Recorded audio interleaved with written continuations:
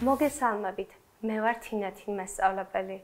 დღეს ჩვენ წავიკითხავთ და დავწერთ შემეცნებით ტექსტს ცხოველებზე. დავაკვირდეთ ეკრანს სურათებზე, მოცემულია წყლისა და ხმელეთის ცხოველები.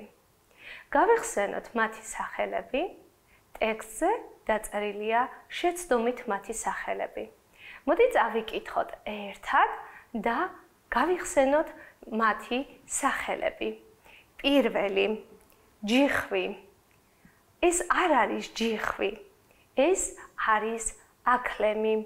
მეორე კენგურუ. ეს არ არის კენგურუ, ეს არის სპილო. მესამე ლეოპარდი. ეს არ არის ლეოპარდი, ეს არის ჯიხვი. მეოთხე სელაპი.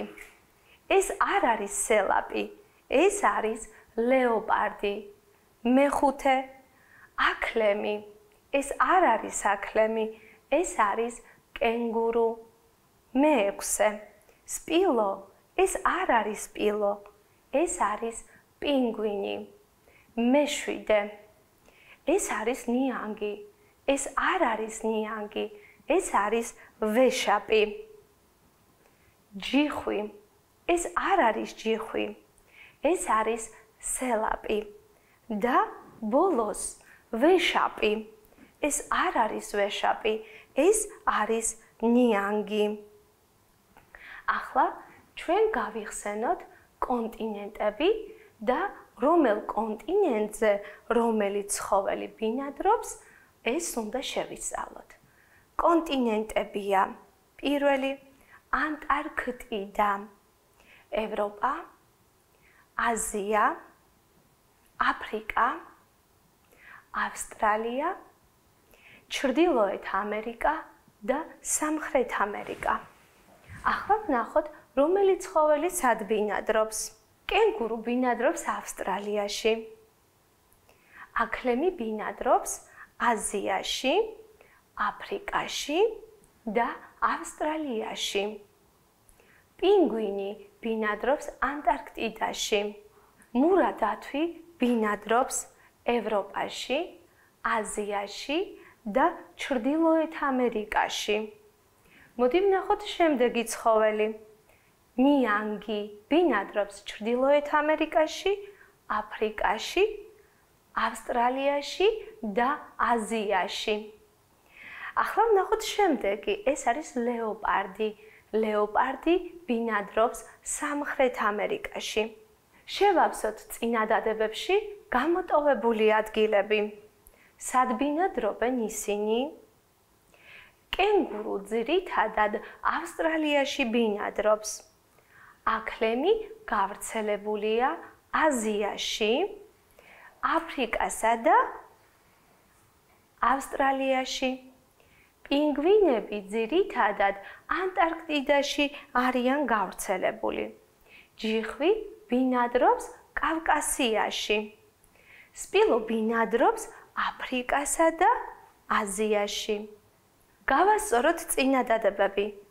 გამუქებული სიტყვები არასწორად არის მოცემული. შევცვალოთ ისინი კონტექსტის მიხედვით. კენგურუ ანტარქტიდაში ბინადრობს. პინგვინი ანტარქტიდაში ბინადრობს. პინგვინი ჩანთოსანი ცხოველია. კენგურუ ჩანთოსანი ცხოველია. ჯიხვი სამხრეთ ამერიკაში ბინადრობს. ჯიხვი კავკასიაში ბინადრობს. სპილო უდაბნოს ცხოველია. აქლემი უდაბნოს ცხოველია. აქლემი გარეული თხაა. ჯიხვი გარეული თხაა. შევავსოთ წინადადებაში გამოტოვებული ადგილები. ჩანთოსანი ცხოველია. კენგურუ აქლემი უდაბნოს ცხოველია. პინგვინი ზღვის დიდი ფრინველია. ჯიხვი დიდი ზომის თხაა. მას გარეულ თხასაც უწოდებენ და ბოლო სპილო დიდი და ტლანქი ცხოველია. ახლა კი დავაკვირდეთ სურათებს და ვნახოთ, რომელ ცხოველს რა აქვს. სპილოს აქვს ეშვი. დელფინს აქვს ფარფლები. აქლემს აქვს კუზი და სპილოს აქვს ხორთუმი. დავაკვირდეთ სქემას და დავახასიათოთ ცხოველები. გავიგოთ პირველად სად ბინადრობენ ცხოველები. ცხოველები ბინადრობენ წყალში, ხმელეთზე, ტყეში, უდაბნოში, ტბაში, მდინარეში და ზღვაში. როგორია ცხოველი? ცხოველი შეიძლება იყოს მხიარული, ჭკვიანი, საშიში, ძლიერი, სუსტი, ლამაზი და სასაცილო. რა აქვს ცხოველს? ცხოველს აქვს ზოლები, ფარფლები, კუზი, კუდი, ხორთუმი და ეშვი. ახლა კი შევავსოთ გამოტოვებული ადგილები მოქმედების აღნიშნული სიტყვებით. პინგვინს უყვარს ყინულზე სრიალი. წყალში სწრაფად დაცურავს და მიწაზე სასაცილოდ დაბაჯბაჯებს. ნიანგი წყალში სწრაფად ცურავს, მიწაზე კი ნელა დახოხავს. აქლემ შეუძლია ძალიან ცხელ მიწაზე თავისუფლად წოლა. სვამს ცოტა წყალს. არის უდაბნოს ცხოველი. დავაკვირდეთ კითხვის ბლოკში მოცემულ ინფორმაციას, წავიკითხოთ ნიმუში და მის შესაბამისად შევავსოთ დავალება. როგორი? კითხვა როგორი? სასაცილო, სწრაფი. როგორ აკეთებს? სასაცილოდ, სწრაფად. კიდევ ერთხელ დავაზუსტოთ.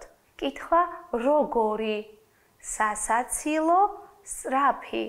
მაგრამ როგორ? სასაცილოდ, სწრაფად. ახლა შევასრულოთ დავალება. პინგვინი ძალიან სასაცილო ცხოველია.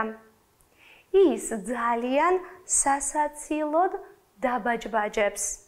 არწივი სწრაფი თუ სწრაფად? არწივი სწრაფად დაფრინავს. დავაკვირდეთ სქემას და შევცვალოთ ნიმუშის მიხედვით. როგორი, რომელი, დიდი. რა ცხოველი. როგორ, რომელ, დიდ. რას ცხოველს. გავაკეთოთ ახლა დავალება. დიდი ცხოველი. როგორ ცხოველს, დიდ ცხოველს. ცხელი კონტინენტი. ცხელ კონტინენტს. ჩანთოსანი ცხოველი, ჩანთოსან ცხოველს. დიდი ფრინველი, დიდ ფრინველს. გარეული თხა, გარეულ თხას. კუზიანი ცხოველი, კუზიან ცხოველს. ავარჩიოთ და ჩავსვათ სიტყვა. ეს არის როგორი ყინულოვან თუ ყინულოვანი ქვეყანა. ეს არის ყინულოვანი ქვეყანა. თეთრი დათვი როგორ ქვეყანაში ბინადრობს? თეთრი დათვი ყინულოვან ქვეყანაში ბინადრობს. ეს არის როგორი თბილ თუ თბილი? ეს არის თბილი ქვეყანა. მურა დათვი როგორ ქვეყანაში ბინადრობს? მურა დათვი თბილ ქვეყანაში ბინადრობს. ეს არის როგორი მთაგორიანი ქვეყანა.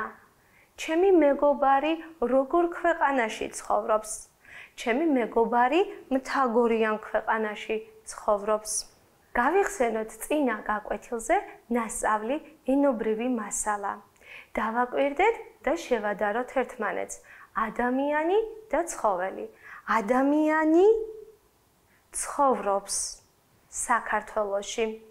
ცხოველი ბინადრობს საქართველოში.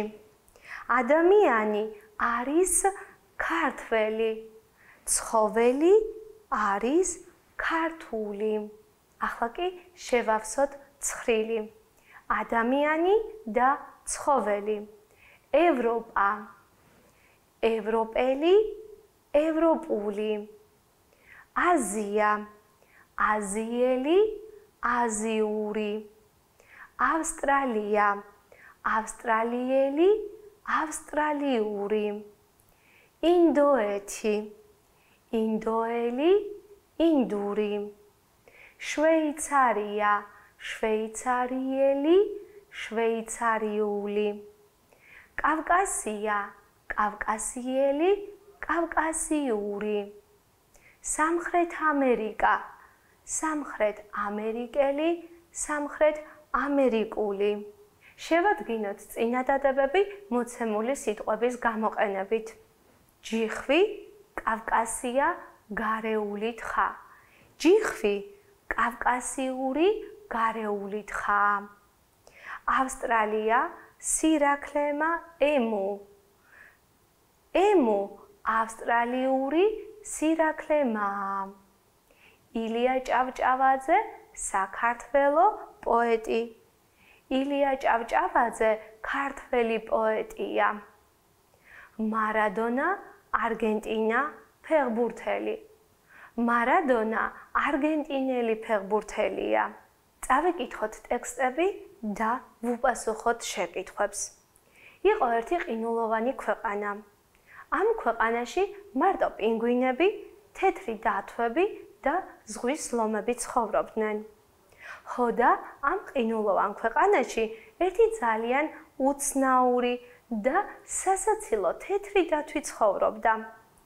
ერთხელაც ამ თეთრ დათვს მობეზრდა თავის ქვეყანაში ცხოვრება და გადაწყვიტა სხვა ქვეყანაში წასვლა. მომბეზრდა აქეთ ყინული, იქით ყინული. საჭმელი ცულ თევზი და თევზი. წავალ, უკეთეს ადგილს მოვძებნი, უთხრა თეთრმა დათვმა ზღვის ლომს და წავიდა. სად არის ყინულოვანი ქვეყანა და რა ჰქვია მას? ყინულოვანი ქვეყანა არის ანტარქტიდაში. რომელი ცხოველები ბინადრობენ ყინულოვან ქვეყანაში? თეთრი დათვები, პინგვინები და ზღვის ლომები. რა მობეზრდა თეთრ დათვს თავის ქვეყანაში? ყინული და თევზი. რა უთხრა თეთრმა დათვმა ზღვის ლომს? მომბეზრდა აქეთ ყინული, იქით ყინული. საჭმელი ცულ თევზი და თევზი. ახლა გავიგოთ, რის შესახებ არის ტექსტი. ერთი თეთრი დათვის ამბავი. ინფორმაცია თეთრი დათვების შესახებ თუ საინტერესო საჩუქარი. დავფიქრდეთ და მოვნიშნოთ სწორი პასუხი. სწორი პასუხია ერთი თეთრი დათვის ამბავი. ახლა გავეცნოთ შემდეგ ინფორმაციას და წავიკითხოთ საბავშვო ენციკლოპედიიდან ტექსტი. თეთრი დათვი ერთ-ერთი უდიდესი მტაცებელი ცხოველია. ის გავრცელებულია ჩრდილოეთ ყინულოვან ოკეანის კუნძულებსა და სანაპიროებზე. ბინადრობენ წყალთან ახლოს, თოვლის გროვაში. ხშირად მცურავ ყინულებზეც გვხვდება. მისი მაქსიმალური სიმაღლე 3 მეტრია. იწონის 400-დან 700-მდე კილოგრამს. სხვა დათვებისგან განსხვავებით, თეთრ დათვს აქვს გრძელი კისერი და ბრტყელი თავი. მისი სხეული დაფარულია თეთრი ან მოყვითალო, ხშირი და გრძელი ბალნით. თეთრი დათვის ძირითადი საკვებია სელაპი. ჭამს აგრეთვე თევზს, ფრინველსა და მათ კვერცხებს. ახლა კი ვუპასუხოთ კითხვებს. სად ბინადრობს თეთრი დათვი? თეთრი დათვი ბინადრობს ანტარქტიდაში. როგორი ცხოველია ის? დათვი არის დიდი ცხოველი. საიდან ჩანს, რომ დათვი დედამიწის უდიდესი ცხოველია? დათვის მაქსიმალური სიმაღლეა 3 მეტრი. რით აქვს მას სხეული დაფარული?